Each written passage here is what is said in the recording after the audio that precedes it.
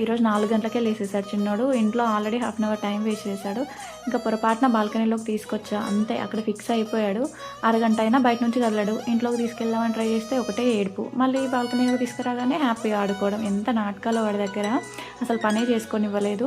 ఇక మాప్ పెడుతుంటే జారి కింద పడతాడు కదా అని ఇంట్లోకి వెళ్ళేసి డోర్ పెట్టేసి బయటకు వచ్చి ముగ్గేస్తున్నంత సేపు ఒకటే ఏడుపు. బయటకు వస్తున్నాయి దొంగలా చూస్తాడు. మళ్ళీ బయటికి వెళ్ళి ఎలాగో లేచాడు కదా అని మళ్ళీ స్నానం పోసే పడుకోబెట్టాను. అలా అయితేనే నాకు డ్యూటీకి లేట్ అవ్వకుండా ఉంటుందని. ఇంకా వాళ్ళు లేచే గ్యాప్లో అయితే వంట ఫాస్ట్గా చేసేసాను ఈరోజు.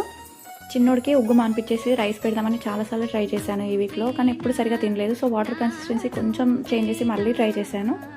రైస్ కుక్కర్లోకి ఒక టీ గ్లాస్లో పావుల వంతు కంటే తక్కువే బియ్యం తీసుకొని మంచిగా కడిగేసి ఒక చిన్న ఆలుగడ్డ, చిన్న క్యారెట్ని ముక్కలుగా చేసుకొని వేసుకొని 2 గ్లాసెస్ వాటర్ యాడ్ చేసి 15 విజిల్స్ వచ్చే వరకు ఉంచితే పర్ఫెక్ట్గా కుక్ అయిపోతుంది. కొంచెం వాటర్ ఉంటాయి, దాంతో కలిపి మ్యాష్ చేసేసి కొంచెం నెయ్యి యాడ్ చేస్తే పర్ఫెక్ట్గా రెడీ అయింది. చిన్నోడు చాలా ఇష్టంగా తిన్నాడు ఈరోజు అయితే.